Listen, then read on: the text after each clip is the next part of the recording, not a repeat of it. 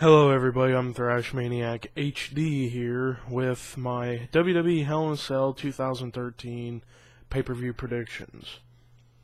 Now, before I get started, I'm not wearing a hat today.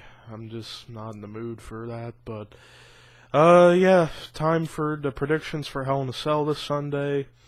Overall, Hell in a Cell, the pay-per-view itself is not bad, it's just the concept of the Hell in a Cell pay-per-view kind of kills the Hell in a Cell match, because it's like we know that every year there's going to be one or maybe two Hell in a Cell matches on a pay-per-view, and sometimes that happens with even like Money in the Bank and stuff like that. It makes the match stipulation, the gimmick match, fizzle a little bit. But that's just my opinion about it, so. But since supposedly after this year the Hell in a Cell pay-per-view is going to be gone, which I'm very glad that's gone, because now Hell in a Cell can actually mean something again. So, yeah. So from the looks of it, they're going to try hard to make this Hell in a Cell pay-per-view seem really good, which from the card and how everything's going, it's a good card. I'll say it's a pretty good card for a Hell in a Cell pay-per-view. And without further ado, let's get into the predictions. Okay, so we're starting off with the WWE Intercontinental title match. That's in the pre-show, the kickoff match. Why do they do the pre-show? Why? I mean, if they want to do something like this, have it as Sunday Night Heat. Don't be doing it like this. And having a title match be in the pre-show.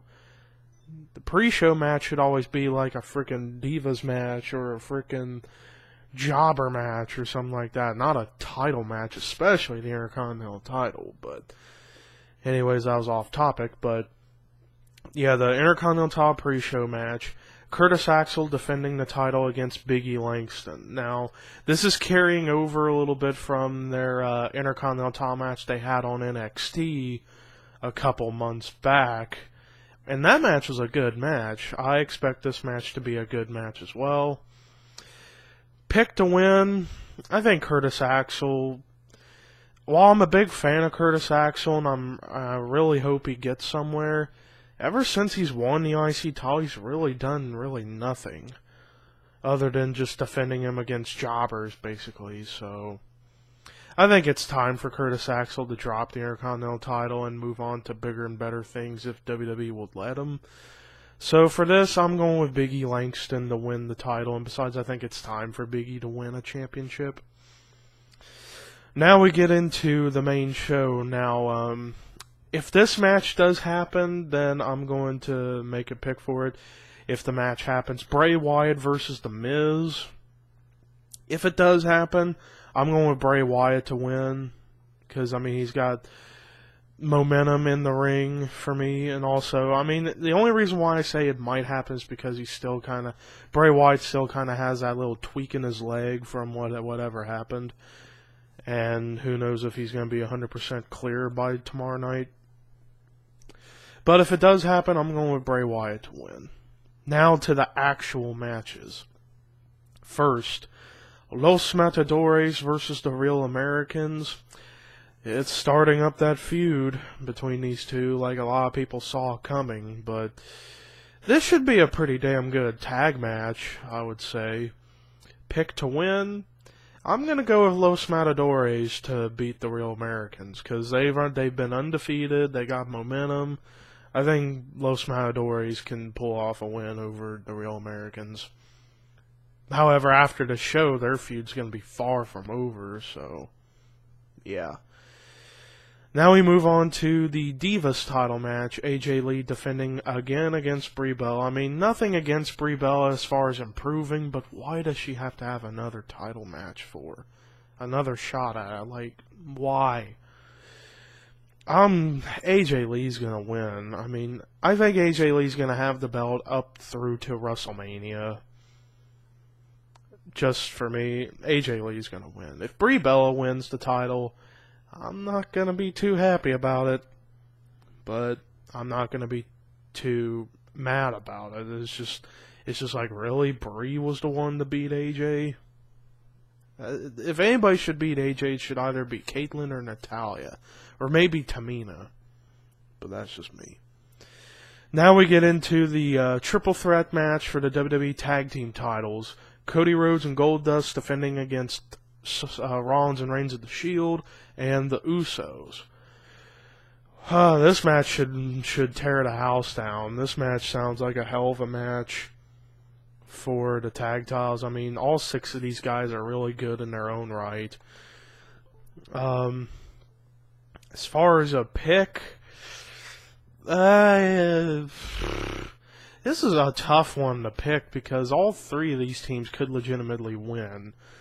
The Shield, because of course you have Ambrose as a wild factor, so he could probably interfere and do whatever to whoever. Cody and Goldust will have momentum, but the Usos desperately need the titles. But as far as a number 1 pick, I'm going to say Cody Rhodes and Goldust will retain the titles. However, I would love to see the Usos win, and I would be cool if the Shield won them back. So either way, whoever wins, I'll be happy. So yeah. Now we move on to the big 3 matches, the triple main event, I call it. First, the handicap Hell in a Cell match, CM Punk versus Ryback and Paul Heyman. This match is basically Punk Ryback 3, or Punk Ryback 4, I should say, carrying over from their Hell in a Cell match at last year's Hell in a Cell pay-per-view. That was disappointing. But then again, in my opinion, that match was kind of rushed. Since it's a different scenario and stuff, the match could be a lot better this time around. And with Paul Heyman in the mix, it's going to make it for an interesting story throughout the match. But my pick, CM Punk's going to win. I mean, it's just simple as that. Now we get to the World Heavyweight title match, Alberto Del Rio versus the returning John Cena. This should be a really good match. Like, Del Rio, ever since he's won the world title, while a lot of people just are not liking Del Rio's world champion, you people gotta understand. You can't deny how good his matches have been in world title matches, how good the matches have been. Like, when he won the title. And again, I say it a lot, but I still have not watched Payback. I don't know what is with me not wanting to watch Payback. I mean, I want to, but it's like I don't want to until I actually get the Blu-ray or DVD disc. But, yeah, but I heard that match was really good from when he won the title. But their match at Money in the Bank, Ziggler and Del Rio, was great. The match with Del Rio and Christian was phenomenal. The 2 matches he had with RVD were really good. So I expect this match to be a good match.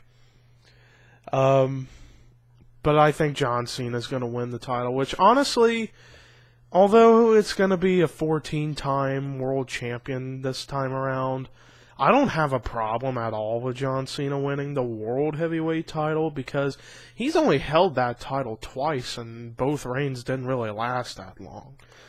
Like, the first time he won it at Survivor Series 08, he only had it up until No Way Out, which was only a few months. Then when he re-won it at WrestleMania, he only had it for like 3 or 4 weeks. So he never really had a chance to have a really good run with the big gold belt. Plus, I think the big gold belt is the belt that looks the best on John Cena anyways. In fact, the big gold belt looks good on pretty much anybody who holds it, because it's the big gold belt. So there you go. But John Cena, I say he's going to win. But as far as like a Sandow cash-in, it's a big possibility, but I'm not going to make a prediction about that because I want to be surprised for it. So I'm not going to say he's going to, but I'm not going to say that he won't. I'm just going to watch and see what happens. Now we get to the main event, the Hell in a Cell match for the WWE title, Daniel Bryan versus Randy Orton with Shawn Michaels as the referee. This is going to be one hell of a match right here. I think this will be the match of the night. Because Bryan and Orton have always had really good matches against each other. And with this one being in Hell in a Cell with Shawn Michaels there as the referee, holy shit, this match will be great. As far as like who I think's gonna win, I'm gonna say Daniel Bryan's going to finally win the title straight through and have it for longer than 24 hours. That's my pick, because I mean Orton, while it's a big possibility Orton's gonna win the title, I really look to see Bryan winning. But as far as how he's gonna win, I say Triple H is gonna come out and try to tell his best friend Shawn to screw him over, and Shawn's going to be like, no, I'm not doing that.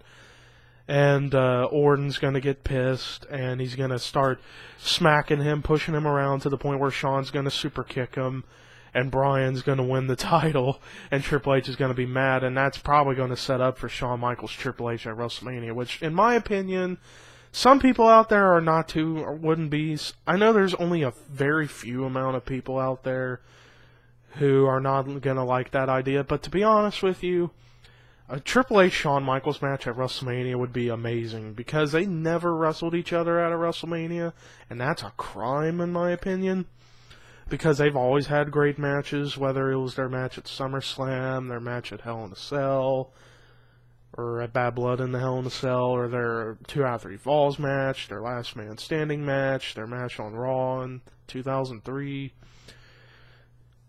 The fact they never had a WrestleMania match is a crime, and I want to see that happen.